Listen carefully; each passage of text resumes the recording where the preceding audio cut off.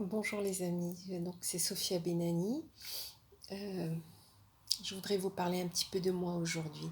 Vous m'entendez lire des poésies.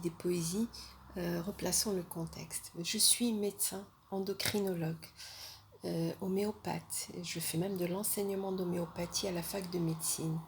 Comme à chacun, suite à on va dire, un événement percutant dans ma vie en 2008, je me suis tournée. Je me suis tournée, on va dire, vers l'intérieur pour trouver des solutions, pour trouver un ancrage. Et j'ai commencé à écrire.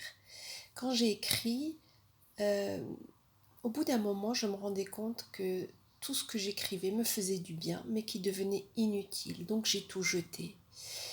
Mais quand j'ai tout jeté, euh, la substantifique moelle, comme dirait Ronsard, est venue, est restée. Et c'était de la poésie. Donc, depuis 2008, j'ai cheminé et mon cheminement personnel a pris la forme de poésie. Donc il ne s'agit pas simplement de poésie, mais bien mon parcours personnel vers la lumière.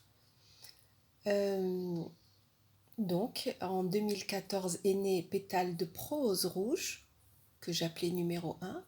En 2019, Pétale de prose rose, au numéro 2.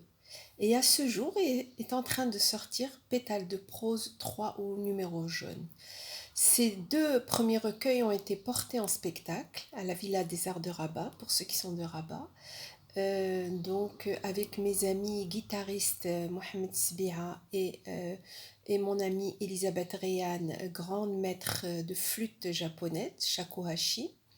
Et cette année, avec mes amis médecins poètes, donc Selma Qadiri, Latif Al-Khadrazel, et un non moins grand illustre slammer et responsable donc de projets culturels via le web, en la personne de Badel.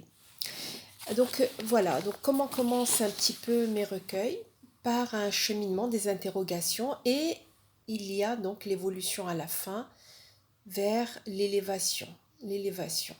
Je voudrais donc aujourd'hui vous lire un témoignage donc de ces deux passages. Donc, oiseaux. Écoutez le matin se réveiller. Aux oiseaux intimement connectés. La mélodie discrètement m'y invitée. Lâcher, lâcher, les reliquats du petit moi.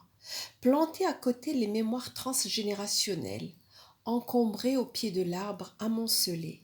En résonance avec Gaïa, complice improvisé, les enterrer. Débarrassés de toute culpabilité.